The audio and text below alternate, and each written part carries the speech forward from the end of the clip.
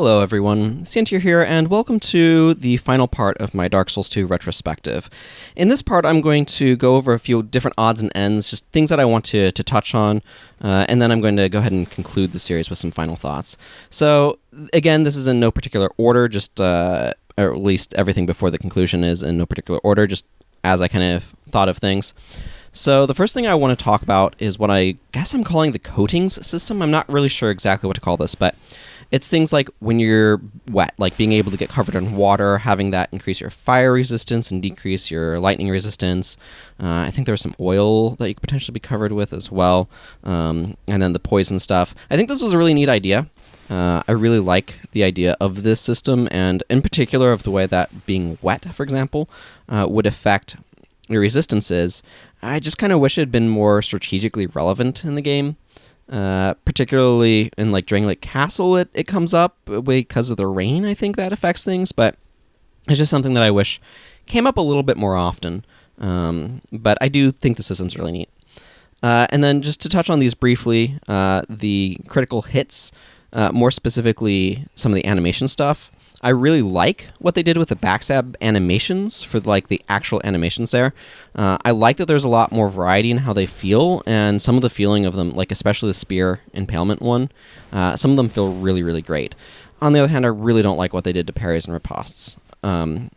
They feel really clunky. The knockdown is so slow. It's nowhere near as satisfying as Dark Souls 1. So I'm a little saddened by that change.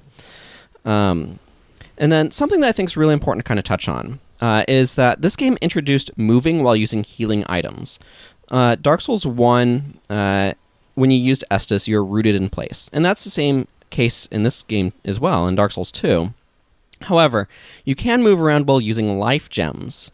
And that, like, you're slower while you're moving, but that change really adjusted the feel of things. And it made life gems have a little bit of a different tactical feel to them than Estus. Estus would heal you for more and more quickly, but you could move while using life gems, and that was a key difference. And I think it's really interesting to point out here that this ability to move was something that was actually carried over to Dark Souls 3, because you can move around while you're using your Estus flask in that game as well. And then the next thing I want to just touch on briefly is the sex change coffin. So, for those who don't know, there's a coffin in Things Betwixt that if you climb into it, you'll pop out and it'll switch your character's sex. Like, it's a neat little touch.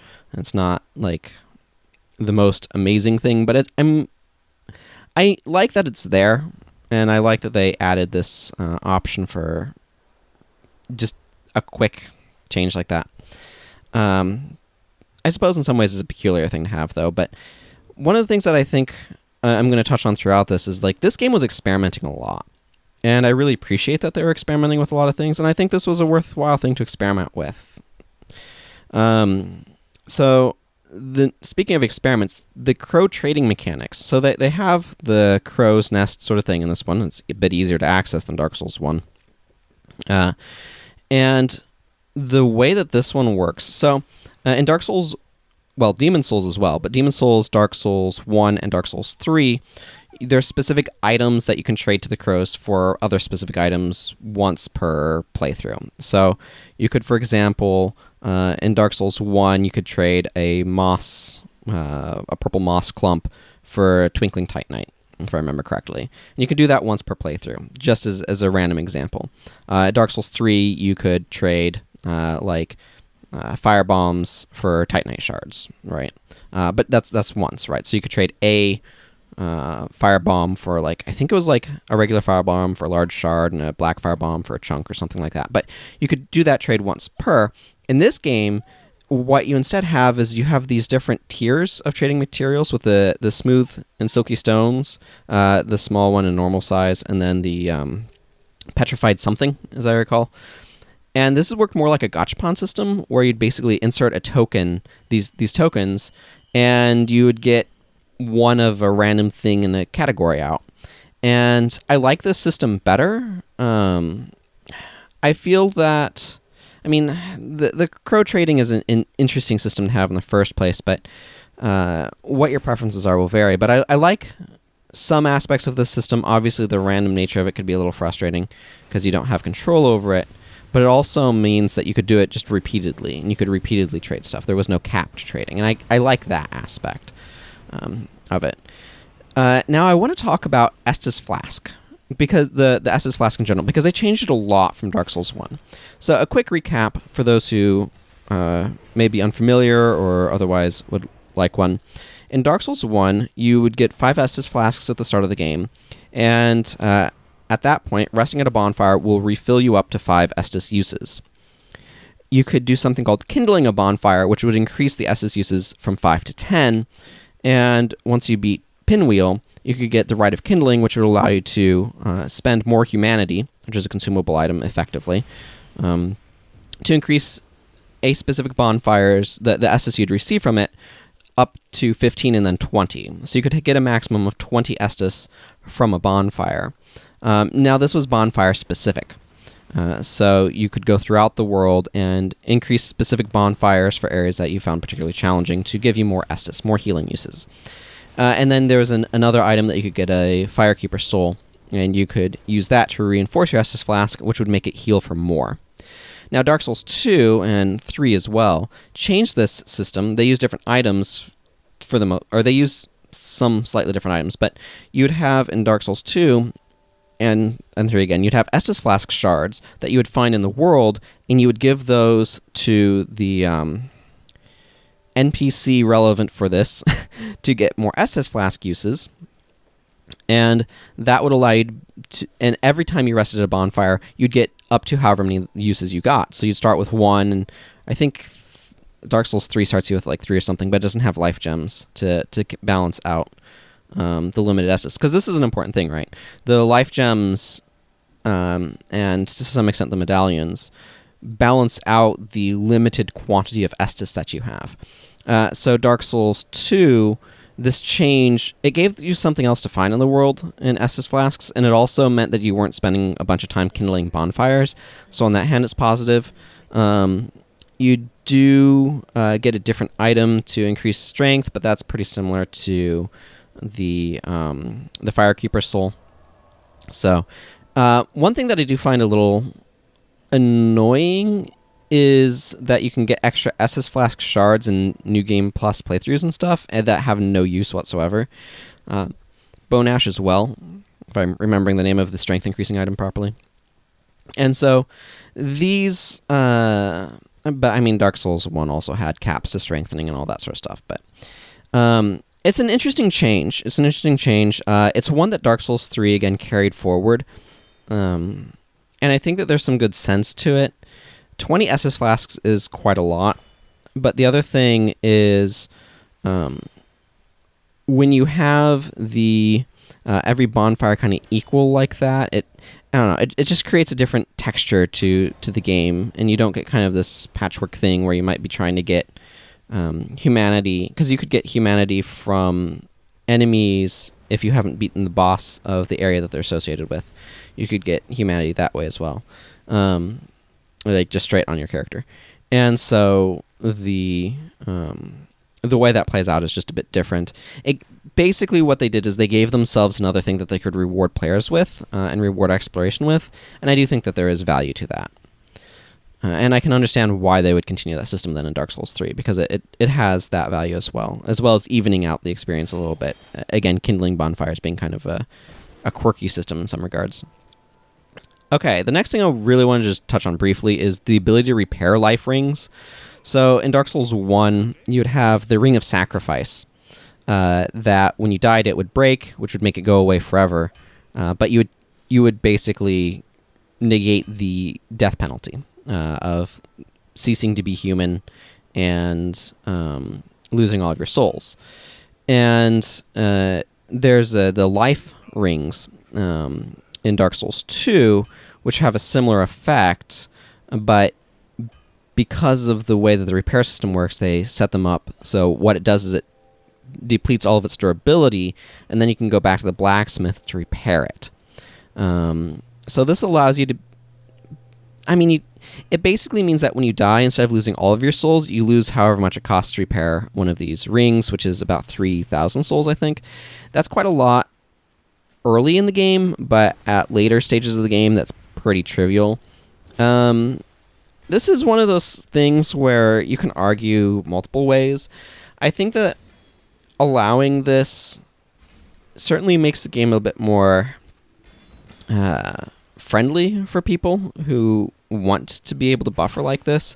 The cost, of course, is that you having to take up a ring slot on one of these rings. So it's not...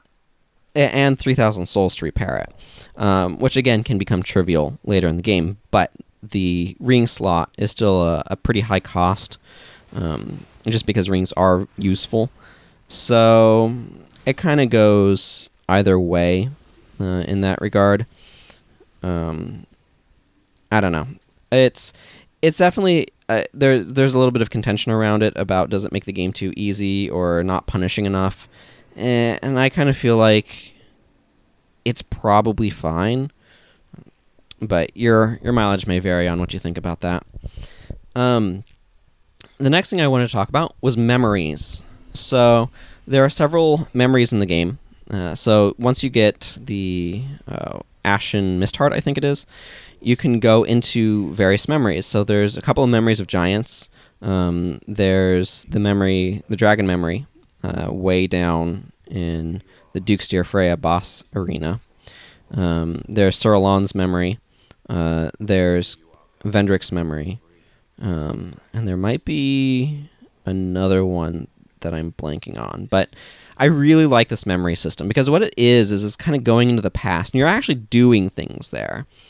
Like, you are... for example, you're defeating the giant king, and he still remembers when you find his mostly dead husk in the Forest of Fallen Giants. That's why he gets so angry at you and tries to destroy you then as the last giant, because he remembers you from when you went to the past and beat him there. And it's just kind of a weird causality thing. But I really love the system. I'm kind of a sucker for glimpses into the past type stuff, and that's what this system does. And I think that's really, really cool. So I really like the memory system. It's something that I want to see crop up again. I think it can do really interesting stuff for FromSoftware storytelling if they really went more, not more all in, but just used it more, explored what they could do with it a bit more. But I do like the system quite a bit. Then I want to kind of touch on NPCs and their quests, just not necessarily all of them or anything, but there's a few that I want to touch on. So the first one is Lucatiel. What I find really interesting about Lucatiel is that, so in contrast with Dark Souls 1, because a lot of people like Dark Souls 1 NPCs better. They like Solaire, they like Sigmar of Katarina. And they're very memorable NPCs to a lot of people. They're the optimists, the bumbling optimists, and all that sort of stuff that makes them very endearing and kind of high points in that very dark and depressed world. And what we see in Dark Souls 2 is a lot of the NPCs are not operating in contrast to the tone of the world. So in Dark Souls 1 they do, and I think that contrast is part of what makes them so memorable. Did I say Dark Souls 2? In Dark Souls 1, the NPCs work in contrast for the most part. Whereas in Dark Souls 2, the tone of the NPCs is much more in line with the tone of the world, if that makes sense. So Lucatiel is your example of somebody who's struggling with the actual cost and pain of the curse, and her story is really driving that home. The whole remember my name and all of that sort of stuff, where it's a lot more explicit, the tragedy that's going on here. And so I think people generally like her the best. I'm not sure. You see her as an NPC ally, and you can help her, and it advances her plot. But she's an interesting, tragic figure in that regard. And I appreciate with what they were doing with her, because her story was meant to drive home the desperation of those who are afflicted by this curse that just drains you of who you are, right? You forget who you are. You forget your history, your past, your friends, your allies, your family. All of these things, who you are, is just sucked out of you by this curse. And so her story is better able to drive that home than what the player's personal experience is, because we're disconnected from that. Like, they could try to do it in mechanics, but it'd be very difficult to implement, right? And so they do that through storytelling with Lucatiel, and she's a tragedy, but she's the tragedy of the curse, and that emphasizes, quite frankly, we can see this with Vendrick as well, contrasting him in his memory versus the husk we see wandering around his tomb. And so we can see how, like, why everyone was trying to fight against this curse. The understanding the devastation of it, and the desperation of it. And her story is meant to deliver on that. Then we have Benhart, which is an interesting figure. He stands in contrast. He's kind of our Siegmeyer, where he has, like, a false sword, right? And it's this guy, this not the Moonlight Greatsword, but he thinks it's a legendary blade when it's really not. And I don't know, he's a bit of an interesting gung-ho guy, but I think for a lot of people he just kind of fell a little flat. There's not a whole lot memorable about him, and it's all about that sword and trying to live up to the legends and that sort of stuff. And so you got some of that going on, but again, he's just not generally memorable. I have no idea what Ornifex is doing, but I do like so one of the things that they did do in this game, I don't remember if I touched on this already or not in a previous part, but you trade in boss souls for stuff. With Ornifex, for example, with Strayed, who is his own business. He's an interesting character in his own right. But there are merchants that let you trade in boss souls for the respective weapon or other or spell. And this is a departure from what Demon Souls and Dark Souls 1 did. I think I touched on this briefly in the upgrade stuff when I talked about that. But in those games, you had to get weapons to specific upgrade levels. So plus 10 and specific weapons could be upgraded then to boss versions and like that sort of stuff in Dark Souls 1, for example. And this one switched over to having NPCs that you'd trade these in for equipment and spells, which is something that was continued in Dark Souls 3. So that's kind of interesting. And then I just want to touch on a couple more. Navlon is a really interesting one, where he's the split personality, and if you let him free, he torments you throughout the world. So that's kind of an interesting twist, because he presents himself in a very different way depending upon how you encounter him. And I think that it creates a very interesting NPC for that sort of space, and it plays with expectations some, where he's a very different sort of character in that he is at once kind of like Yurt or Lautrec, and at the other time, or on the other hand, he's he's a spell merchant sort of NPC that gives you some good benefits, and the fact that it's kind of like the same guy makes for a very interesting contrast. But and then there's Crichton and Pate, just to touch on them briefly in their whole feud. And it's interesting to have the NPCs have that sort of spat in the world, because that hadn't been something we'd seen in a Souls game before that I especially recall. So that whole sort of mixed bag, as it were, of things. But in general, I enjoyed most of the NPCs in this game, but I can also understand how none of them really stand out quite as strongly as Siegmeyer and Solaire.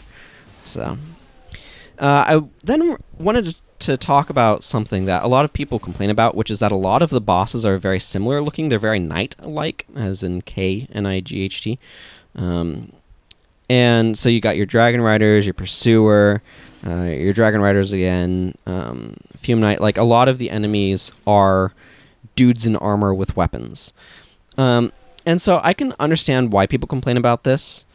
Personally, I don't mind it at all. I actually kind of prefer the Knight-type bosses, just because I find that enemies that are too different from the player, too large, for example, being a big issue, can get really weird. Like, what I mean by that is in general, fights in games tend to be better if enemies are more like the player and kept within a certain sort of range. And the more you kind of deviate from that, the more you kind of... it creates a bit of a mishmash of how things go. And once bosses start getting too big, it just becomes it becomes less of a fight and can be more of a puzzle or more of I don't know. I just don't like how it feels. So I actually tend to prefer the enemies that are more bigger than the player for camera framing reasons and stuff like that, but are more aligned with what the player is, just because I feel like those can be set up to be a bit better than, like... Because a lot of the larger fights are find the foot that you're going to beat up. Like, if you see the Ancient Dragon fight, for example, which is in Dark Souls 2 as well, that fight is like... go to one of its legs and poke it a bunch until it dies. Those sorts of things are just not as interesting or compelling to me, and so I don't tend to like the larger, more monstrous fights. On the other hand, this game also had a lot of very experimental boss structures and just how they set up fights. So things like the Congregation, the Skeleton Lords, the Royal Rat Vanguard, which had a lot of more of a broader NPC or ads sort of feel. I appreciated that, and there's more as well, where the bosses felt like they were experimenting with how the boss was going to function, what sort of boss mechanics they could work with, and I really appreciated that experimentation. I'm really glad that they played around with stuff and tried to figure out, okay, what sort of things can we do? How can we change up the standard boss formula of like what a boss is? And just try different things. And they did a lot of that too. There are a lot of bosses in the game, and I appreciate that they did a lot of experimenting around in that way. So, it's your mileage varies on what bosses you like and which ones you don't, but I definitely think that there are some experimental ones that I'm glad that they experimented with. And not all of them succeeded, is the thing. Not all of their experiments proved to be good, but I'm glad that they made them. Another change that they did from Dark Souls 1 notably is they basically cut out a lot of the beginning iframes on what I'm calling cutscene-like actions. So that's things like using a fog wall, opening chests and switches and doors, I think, also were affected by this, where if you're hit within the first couple of seconds of beginning the action, there's a certain point where you hit commit, where it's like committed, like, okay, this action is finishing now. When you get iframes, but before that, you can be knocked out of it. I understand why they did this change, and it was to try to make people have to fight the enemies and not be able to dodge around them. In the end, I think it was just annoying, and it made everything feel a bit slower with trying to get through some of that stuff, because they had to give that time where you could be interrupted. So I don't think that this was worth doing. I understand why they experimented with it, because people did just kind of like run to fog walls and then use those iframes to get through them and stuff. And I think they're trying to prevent that from happening. But I don't think it was worth doing. Okay, so a couple of quick ones to touch on here. Again, this is a list in no particular order for the most part. So revealing missing bonfires. So if you don't know, once you get... I forget exactly where it is, how far it is through the game. I think it might be like Dringlight Castle or something. But once you get a certain way through the game, bonfires that you haven't found will be revealed in the travel menu. You can't warp to them. They'll be kind of... grayed out's not quite the right term, because it's not like being grayed out. They'll be obscured, but you can identify like they're there. And this was an interesting idea, because what it was basically doing was saying, hey, we want to let you know that you missed stuff. Stuff that you might want to go back and find. And So on the one hand, I appreciate that what they're trying to do with this. On the other hand, I feel like what this is fundamentally saying is that their level design is bad enough that players can't find stuff, if that makes sense. In other words, I don't think that this is something that they should have felt that they needed to have in there. I don't know. It's just one of those things where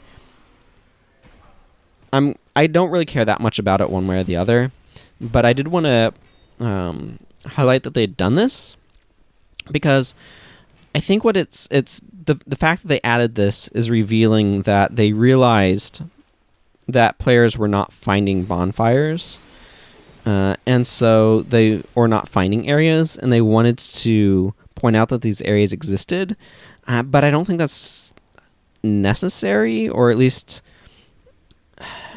if that was happening a lot in testing, I think that that's a sign of something with the level design, but I don't know. Your mileage may vary on that. And then the Pharos lockstone system was another... It was an interesting idea. It creates an interesting, I want to say, like, lore framework, if that makes sense, or and when I say framework, I mean like a sort of structure that's built into the world to kind of support some aspects of things. I don't know, like,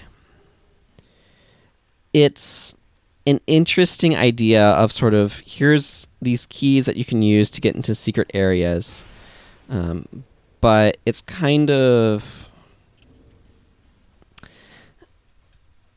So what I appreciate about it is that what the system does is it basically says, look, you have a limited supply of these. You're going to have to make a decision whether or not you want to use them.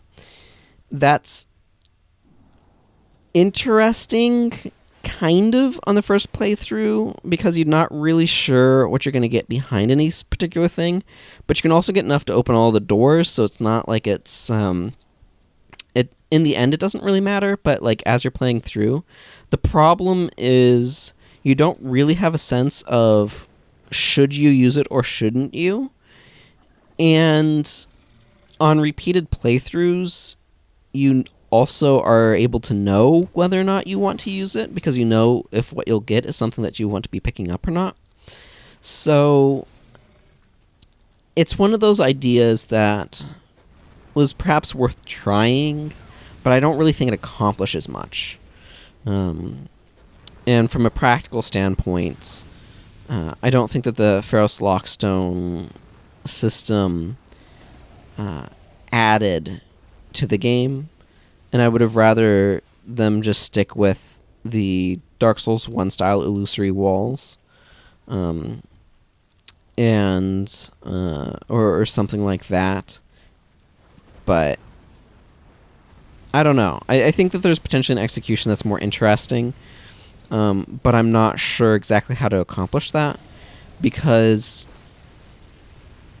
part of the issue is knowing whether or not you should use them. So you're going to run into people who kind of feel like they have to hoard them, or if you open something, you're like, well, this isn't useful to me, then it's kind of a feel bad. Or just know that, okay, well, I'm going to get unlimited of these anyways, and this just kind of doesn't matter, and it's kind of more of a pacing mechanic, if that makes sense.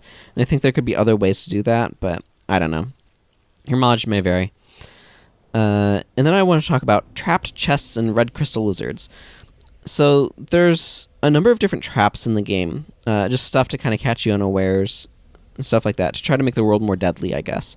So one of them was red crystal lizards, which were just crystal lizards that would explode rather than drop you titanite.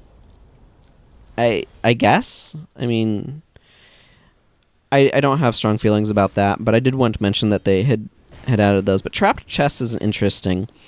So in Dark Souls 1, we had mimics, and we have those again in Dark Souls 2, but not as commonly. And trapped chests I remember much more, where when you open the chest, it would like shoot you with a crossbow or spew out poison or whatever. this is one of those things that sounds interesting until you realize that the response is basically like open up a chest and while holding down the shield button or like mashing a roll to get away. That's not really adding anything, if that makes any sense. So I think that they're less interesting than mimics. I don't mind that they tried them, but I feel like as a mechanic, the trapped chests, I don't know. I guess on the one hand, they are an alternative to a mimic that's perhaps a little softer, not as dangerous. But I think the best one for that then would be the poison one, because leaving you poisoned isn't, because there's a crossbow one as well, and then I think there's an enemy lure one in Brightstone Cove Seldora with spiders, as memory serves. But the poison ones function better as kind of a soft trap, if that makes sense. So where I'm saying like a mimic is the highest level, and then it's like crossbow, and then the poison one. So I don't know if they wanted something that functioned as kind of a soft mimic, just to make the world feel a little bit more dangerous, while making you a little bit paranoid about opening treasure chests, I guess. I don't know. Speaking of treasure chests, something that's an interesting thing that they did is a response to players attacking chests in Dark Souls 1 to check if they were mimics. There was a chain check. For those who don't know, in Dark Souls 1, mimic, the chains, there's a chain on the side of the chest. When you're facing the front of it, it's on the right. And if it's curled back, it's a normal chest. And if it's kind of like strung out in front, going forward, it's a mimic. And so, like, there's that check, which is reliable, but the mimic, you could also just attack the chest, and if it took damage and got up and attacked you as a mimic, right? And so players would attack the chests, and so in Dark Souls 2, they addressed this by making wooden chests break into rubbish if you bash them apart. So they can take a little bit of damage, but if you attack them enough, then they fall apart. I think this is an amusing way of addressing that particular player behavior. But I don't know. It's an interesting sort of thing as a series response, and more than specifically what it is as a mechanic, I feel like it represents sort of a thing that they did with Dark Souls 2 a lot, which was look at how players played and interacted with Dark Souls 1 and do something to challenge those habits. So this is a good example of, okay, they would test chests by smacking them with their weapon to see if there were mimics or not. Well, what if we make it so that way that if they do that with wooden chests, they'll break them? You know, that's an example. Or the thing that I brought up earlier with the fog walls, right, where the fog walls were something that players would interact with in a specific way. Okay, so how about if they challenged that? Something else that they did is they adjusted the way rolling works to try to encourage players to be more comfortable going up to higher armor values, and just equipping more gear. So there's lots of little things that they did in the overall design of the game that felt like they were direct responses to how players played Dark Souls 1 that felt like I don't know. It's a question of does it make sense to try to address how the players played it by doing stuff that would get them into trouble if they played the game the same way that they did Dark Souls 1, if that makes sense. So, I don't know. It's emblematic of that sort of design pattern that they have, the chest breaking. And I don't know if it was a good thing or a bad thing, but it was certainly a thing that they did. And then I want to talk a little bit about NPC invaders. They just had more of them in general. They try to make... Because invasions were a thing that could happen, but they added a lot of NPC invaders to, I guess, try to add more of a sense of that, even if people were playing offline. And they also had a lot of interesting summons as well, and they just in general had more NPCs that you could interact with in a way analogous to the way players worked. A lot of these are pretty unmemorable.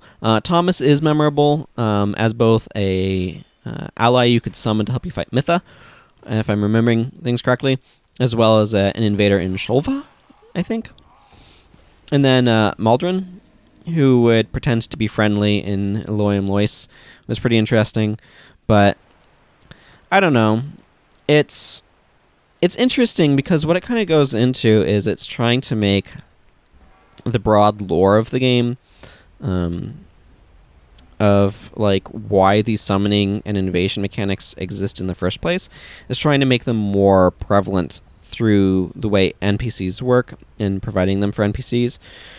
And on the one hand, I think that they kind of tried to do that to capture, the variety of the way players would interact with things and the way player builds would work and all that sort of stuff. And I appreciate that on the one hand, but on the other hand, I think that these mechanics are not always liked by people, the invasion mechanic in particular. And the other issue that I think kind of came up is that there was so much variety in some of these, especially in the DLCs for summons, that it kind of diluted the specialness of them. And so if you look at Dark Souls 1, your only NPC summons, I'm pretty sure, are Solaire and Lautrec. They're the only NPCs that you can summon, and those are limited, right, in very specific places for those characters' stories. There's also Man-Eater Mildred and Tarkus. Okay, so there's a few more. But all of them, for the most part, are a lot more memorable. They stand out a lot more. And some of them are especially memorable. Solaire, for example. But, I don't know. It is what it is, and I feel like the more invaders is not necessarily a plus, if that makes sense. But it depends upon the sort of feel that they're trying to make. Okay, so the final thing I want to talk about before reaching some concluding thoughts was the DLC preview areas. So if you don't know what this is, I don't blame you. I don't know that they're especially used. But if you go into any of the DLCs for the game, the 3 DLCs, all of them have an entrance area where you're kind of brought to when you first interact with the thing, the shrine thing. I don't know, the serpent cauldron. I don't know that there's a technical name for it, but it brings you to an area that has a big door that you then need a key to open. The DLC, purchasing the DLC in the original Dark Souls 2, not the Scholar of the First Sin, which didn't have it bundled the DLC in, but that would get you the key. So by having access to the key, you could open that door and go into the DLC. And all of these DLC had side areas that were specifically separate little multi-person dungeons. Like, they are designed to have multiple people in them. So that's also where you got the bosses that are kind of derided as the worst ones in the DLC. So the Blue Smelter, the double cat fight, and the Eloy and Lois one, the Blue Smelter in the Broom Tower, and the Gank Squad in the Shulva, the first one, the Poison, or the Sunken King. And if you look in those lobby areas where the doors are, you'll see these almost grave-like things, or these kind of placards. And then there'll be kind of an entrance area to these side paths that are, again, made for multiple people to go through. And so if you put a summon sign down in that first sort of lobby area, it will show up to be able to be summoned in that second lobby area. And so people who did not have the DLC, like did not own the DLC, could place their summon signs down there and get summoned into these DLC areas to be able to play with people who didn't have, or who had the DLC when they didn't have it. So it was to create this sort of like co-op thing. A really cool idea. I did not pan out very well, I don't think. First of all, I'm not sure how many people even knew about this. Second, I think a lot of people just got the DLC. And third, these areas that you could buddy up for or generally considered the worst areas in the DLCs. And a lot of that's because they were designed specifically for having multiple people play through them rather than solo. But the bosses are also generally considered kind of the worst and stuff like that. So people weren't really feeling incentivized to kind of do that. But it was a cool idea.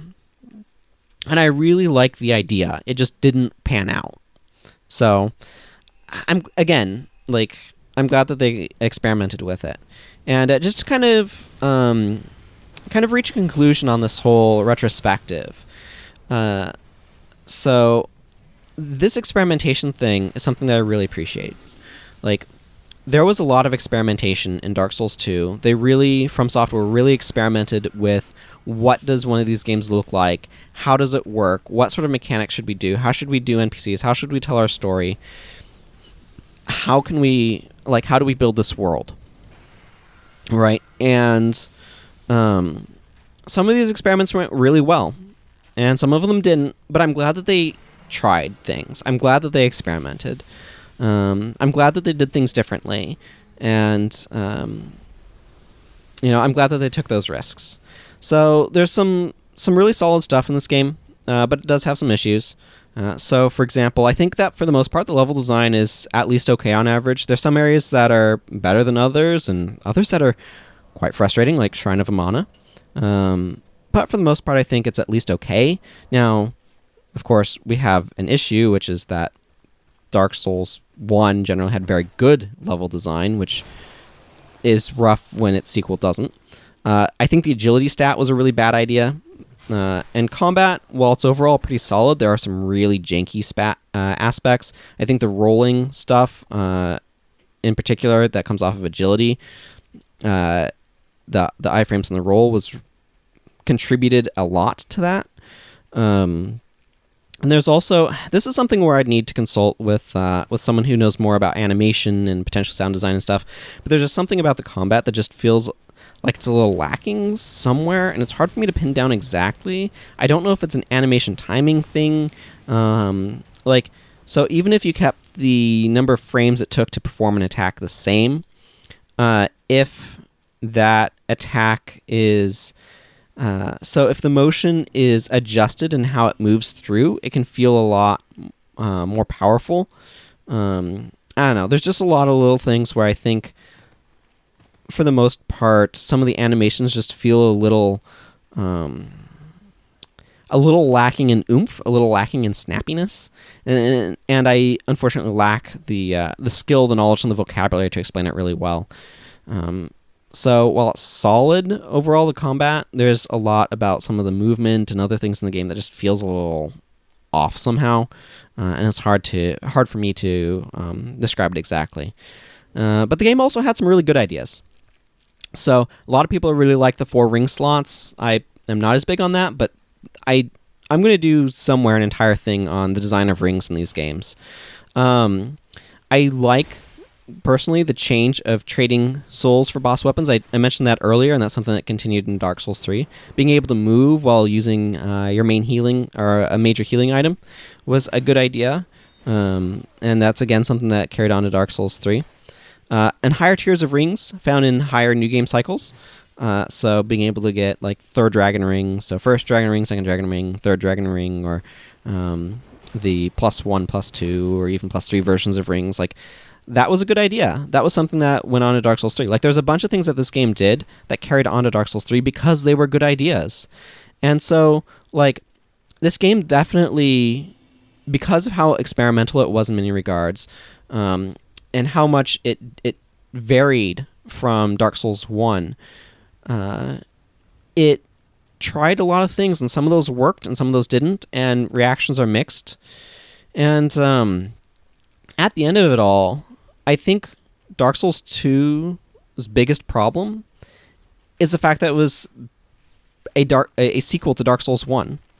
I don't think it delivered on being a sequel in a way that's satisfactory to a lot of people. And while I think the game is really solid, the fact that it both was too different from Dark Souls 1 and at the same time tried to be too close to Dark Souls 1 in other areas, I think that negatively impacted it. I think if people were expecting something that was not like Dark Souls 1, if they're expecting, I don't know, I don't have a great name. Shadow Spirits. How about Shadow Spirits, right? If it was called Shadow Spirits instead of Dark Souls 2, just trying to come up with some similar words, some synonyms here. And it wasn't being presented in the same way, or like something about the curse, maybe. Because the curse is a much bigger aspect of this. And if they played more into that and felt a bit freer to vary from what Dark Souls 1 was doing, lore-wise and in other ways, in terms of, like, there are areas that try to tie this game to Dark Souls 1, and if those were loosed, and if expectations were loosed, to where people would say, okay, this game is going to be to Dark Souls 1 what Dark Souls 1 was to Demon's Souls.